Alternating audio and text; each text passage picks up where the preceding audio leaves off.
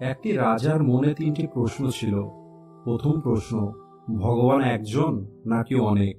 দ্বিতীয় প্রশ্ন, ভগবান যদি থাকেন তাহলে কোথায় থাকেন, আর ভগবানকে কিভাবে পাওয়া যাবে?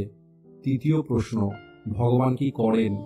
ওই রাজা ওনার রাজ্যে যত জ্ঞানী লোক ছিল সবাইকে এই তিনটে প্রশ্ন জিজ্ঞেস করে, ভগবান একজন নাকি অনেক, কোথায় থাকেন, উনি কি করেন?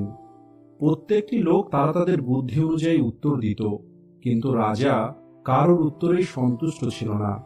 আর একদিন রাজা ওনার ঘোড়ায় করে রাজ্যে ঘুরে বেড়াচ্ছিলেন। তখন তিনি দেখতে পান সামনের দিক থেকে একজন সাধু যাচ্ছে, যিনি নিজের মতো করে চলছিলেন, যাকে দেখেই মনে হচ্ছিল আর পাঁচটা সাধারণ সাধুর মতো ইনি নয়, এনাকে অনেক জ্ঞানী মনে হচ্ছিল। এরপরে রাজা ওই সাধুর কাছে চলে আসে, আর রাজা ওই সাধুকে ওই তিনটে প্রশ্ন জিজ্ঞেস করে, ভগবান একজন নাকি অনেক, ভগবান কোথায় থাকে এবং কিভাবে পাওয়া যাবে, ভগবান কি করেন? এরপরে সাধু কোনো রকমের ভয় না পেয়ে রাজাকে বলে, এটা কোনো জিজ্ঞেস করার মতো ব্যবহার? তুমি তোমার ঘোড়ার উপরে বসে আমাকে জিজ্ঞেস করছো, তোমার মধ্যে কোনো ভদ্রতা নেই? প্রথমে আমার থাকার জন্য একটা জায়গা দাও, আমি একটু বিশ্রাম করি, আমার খাবারের ব্যবস্থা করো, তারপরে আমাকে তোমার প্রশ্ন জিজ্ঞেস করো, আমি তোমাকে অবশ্যই উত্তর দেব। কিন্তু তুমি আমাকে যেভাবে জিজ্ঞেস করছো এইভাবে আমি উত্তর দিতে পারবো না। এরপরে রাজা বুঝতে পারে এই সাধু কোনো সাধারণ সাধু নয়। এরপর পাশে রাজার একটি বাগান ছিল। রাজা ওই সাধুকে ওই বাগানে নিয়ে যায়। ওই বাগানের মধ্যে রাজার ছোট্ট একটি কুঠির ছিল, সেখানে সমস্ত রকমের ব্যবস্থা ছিল। সাধুকে ওই কুঠিরের মধ্যে থাকতে বলেন। এরপর সাধু বিশ্রাম করা শুরু করে। 2 দিন পর রাজা ওই সাধুর কাছে ফিরে আসে, আর সাধুকে বলে, বাবা, আমার ওই 3টে প্রশ্নের উত্তর দিন। এরপরে সাধু বলে, তুমি কি একাই শুনতে চাও নাকি সবার সামনে শুনতে চাও? এরপরে রাজা বলে, যদি সবার সামনে উত্তর দিতেন তাহলে তো আরো ভালো হতো, সবাই বুঝতে পারত। এরপরে সাধু বলে, ঠিক আছে, তাহলে তুমি সবাইকে একত্রিত করে নাও। এরপরে রাজা বলে, কিন্তু বাবা, 2-1 দিনের মধ্যে তো আমার সমস্ত লোকজনকে আমি জোগাড় করতে পারবো না, কারণ সবাই অনেক দূরে দূরে থাকে, আর সবাইকে একত্রিত করার জন্য আমার বেশ কিছুটা সময় লাগবে। এরপর সাধু বলে, ঠিক আছে, আমার কোনো তাড়া নেই, তুমি সবাইকে একত্রিত করো, আর যখন সবাই একত্রিত হয়ে যাবে তারপরে তুমি আমাকে ডাকবে, আমি তোমার প্রশ্নের উত্তর দেব। কিন্তু হ্যাঁ, আমার কাছে রোজ রোজ এসে আমাকে বিরক্ত করবে না। যেদিন সমস্ত লোক একত্রিত হয়ে যাবে সেই দিনই আসবে। এরপর রাজা ওই কুঠির থেকে চলে যায়। এরপরে রাজা ও রাজার মন্ত্রী মিলে 1 মাস পরের একটি তারিখ ঠিক করে যে এই দিনে সমস্ত লোক একত্রিত হবে, আর সাধু সবার সামনে ওই 3টে প্রশ্নের উত্তর দেবে। এরপরে রাজা ওই সাধুর কাছে আসা বন্ধ করে দেয়। এদিকে সাধু খুশিতেই ছিল। সে পূজা পাঠ করত, খাবার খেত এবং বিশ্রাম করত, এবং চারিদিকে ঘুরে বেড়াতো। দেখতে দেখতে 1 মাস পার হয়ে যায়, আর সেই দিনটা চলে আসে যেদিন সাধুকে ওই 3টে প্রশ্নের উত্তর দিতে হবে। রাজা ওনার রাজসভা থেকে লোকেদের পাঠায় যে তোমরা যাও আর সাধুকে এখানে নিয়ে এসো। রাজমহলে সবাই উপস্থিত ছিল। এরপরে সাধুকে মহলে নিয়ে আসা হয়। সাধুকে রাজা বসার জন্য একটি সিংহাসন দেয়, কিন্তু সাধু রাজাকে বলে, আমি সিংহাসনে বসতে চাই না, আমি মাটিতে বসেই আপনার সমস্ত প্রশ্নের উত্তর দিতে চাই। এরপরে ওই সাধুর কাছে রাজা হাত জোর করে বলে যে, বাবা, আমার 3টে প্রশ্ন ছিল, যে প্রশ্নের উত্তর আপনি দেবেন। এরপরে সাধু বলে, ঠিক আছে, তোমার প্রশ্ন কি আরেকবার বলো। এরপরে রাজা বলে, আমার প্রথম প্রশ্ন, ঈশ্বর একজন নাকি অনেক? আমার দ্বিতীয় প্রশ্ন, ঈশ্বর কোথায় থাকেন আর ওনাকে কিভাবে পাওয়া যাবে? আমার তৃতীয় প্রশ্ন, ঈশ্বর কি করেন? এরপরে সাধু প্রথম প্রশ্নের উত্তরে বলে যে, রাজামশাই, আমি তো সাধু, আমি বেশি পড়াশোনা করিনি, আর আপনি তো অনেক পড়াশোনা জানেন, আপনি গুনতে জানেন 1, 2, 3, কিন্তু আমি তো জানি না।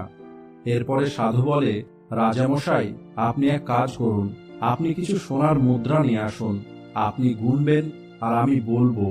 রাজা বলল, ঠিক আছে। এরপরে একটি থালাতে করে বেশ কিছু সোনার মোহর নিয়ে আসা হয়। এরপর রাজা গোনা শুরু করে। প্রথমে একটা মোহর হাতে নেয় আর রাজা বলে 1। এরপরে সাধু বলে একদম ঠিক, এবার ওই মোহরটি পাশে রেখে দাও। এরপরে দ্বিতীয় মোহরটা হাতে নেয় আর বলে 2। এরপরে সাধু বলে তুমি মিথ্যা বলছো, দেখো তো তোমার হাতে কটা মোহর আছে, একটা কি দুটো?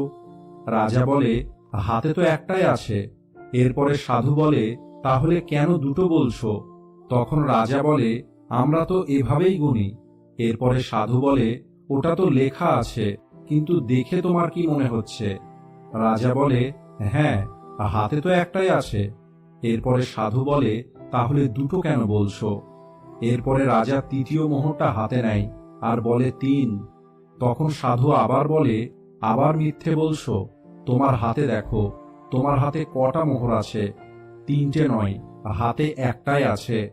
এভাবেই একটা মোহর সেই একটাই, কিন্তু যখন গোনা হয় তখন আমরা নিজের মতো করে প্রত্যেকটা মোহরের নাম দিয়ে দিই। এরপরে রাজা বলে ঠিকই বলেছেন, হাতে তো সবসময় একটাই আছে। আমি 3 বলি, 4 বলি বা 5 বলি, যাই বলি না কেন, হাতে তো সেই একটাই আছে। এরপরে সাধু বলে একইভাবে ভগবান একজনই। যে প্রথমবার দর্শন পেয়েছে সে এক ভেবেছে, যে দ্বিতীয়বার দর্শন পেয়েছে সে 2 জন ভেবে নিয়েছে, যে তৃতীয়বার দর্শন পেয়েছে সে 3 জন ভেবে নিয়েছে, কিন্তু ভগবান কেবলমাত্র একজনই। এরপরে রাজা হাত জোর করে সাধুকে বলে বাবা, এমন সমাধান আমি এর আগে কখনোই পাইনি। আমি মেনে নিচ্ছি যে ঈশ্বর কেবলমাত্র একজনই।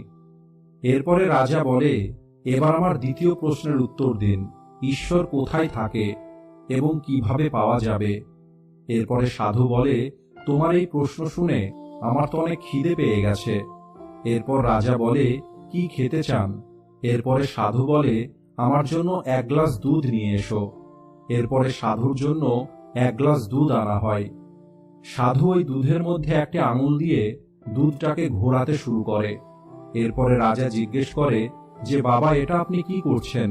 এরপরে সাধু বলে আমি শুনেছিলাম এই দুধের মধ্যে নাকি ঘি আছে, আমি ভাবছিলাম ওই ঘিটা বার করে আমি খাবো। এরপরে রাজা বলে আপনি কি বোকার মতো কথা বলছেন? দুধের মধ্যে ঘি তো আছে, কিন্তু সেটাকে এইভাবে পাওয়া যায় না। এরপরে সাধু বলে তাহলে কিভাবে পাওয়া যাবে? এরপরে রাজা বলে প্রথমে দুধটাকে জমাতে হবে, দই তৈরি করতে হবে, তারপর সেটাকে ঘোরাতে হবে, সেখান থেকে মাখন বার করতে হবে, এরপরে মাখনটিকে আগুনে গরম করতে হবে, তারপরেই ঘি পাওয়া যাবে। যদিও ঘিটা দুধের মধ্যেই আছে, কিন্তু সেটা অত সহজে পাওয়া যায় না, তার একটা নিয়ম আছে, আর সেই নিয়মটা পালন করলেই তবেই ঘি পাওয়া যাবে। এটা শুনে সাধু দুধের গ্লাসটা রেখে দেয়। এরপরে রাজা বলে আপনি দুধ খাবেন না? তখন সাধু বলে আমি কেবল তোমার প্রশ্নের উত্তর দিচ্ছিলাম। তুমি বলছিলে না ভগবান কোথায় থাকে, ভগবানকে কিভাবে পাওয়া যায়? যেমন দুধের মধ্যে ঘি থাকে কিন্তু দেখা যায় না, একইভাবে ভগবান সব জায়গায় আছে, কিন্তু ভগবানকে পাওয়ার জন্য কিছু নিয়ম আছে। সেই নিয়ম পালন করলে তবেই ভগবানকে পাওয়া যাবে। এরপর রাজা হাত জোর করে সাধুর সামনে বসে পড়ে আর বলে সত্যি আপনার উত্তর অনেক সুন্দর ছিল, এমন উত্তর আমি এর আগে কখনোই পাইনি। এরপরে রাজা বলে আমার শেষ আর একটা প্রশ্ন আছে, ভগবান কি করেন? এরপরে সাধু বলে তুমি প্রশ্ন জিজ্ঞেস করছো আর আমি উত্তর দিচ্ছি, তাহলে তুমি এখন বলো তুমি আমার গুরু নাকি আমি তোমার গুরু? এরপরে রাজা বলে আপনিই তো আমার গুরু। এরপরে সাধু বলে তাহলে এটা কি রকমের ব্যবহার, তুমি সিংহাসনের ওপরে বসে আছো আর আমি মাটিতে বসে আছি? এরপরে রাজা বলে তাহলে আমাকে কি করতে হবে? এরপরে সাধু বলে তুমি সিংহাসন থেকে নেমে এসো, আমি ওই সিংহাসনে বসবো। এরপর সাধু সিংহাসনে গিয়ে বসে পড়ে আর রাজা নিচে এসে বসে। এরপর রাজা তৃতীয় প্রশ্নের উত্তর শোনার জন্য অপেক্ষা করছিল, কিন্তু সাধু আর কোনো কিছুই বলছিল না। এরপরে রাজা বলে আপনি কোনো উত্তর দিলেন না তো? এরপরে সাধু বলে ভগবান এটাই করে, ফকিরকে রাজা করে দেয় আর রাজাকে ফকির করে দেয়, আর এটাই ভগবান সবসময় করে থাকেন, আর এটাই ভগবানের কাজ, প্রতিনিয়ত সবাইকে তাদের কর্ম অনুযায়ী পরিণাম দিতে থাকে।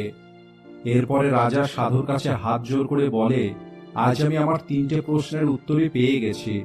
এরপরে সাধু ওই রাজাকে আশীর্বাদ দেয় এবং ওই রাজ্য থেকে চলে যায়।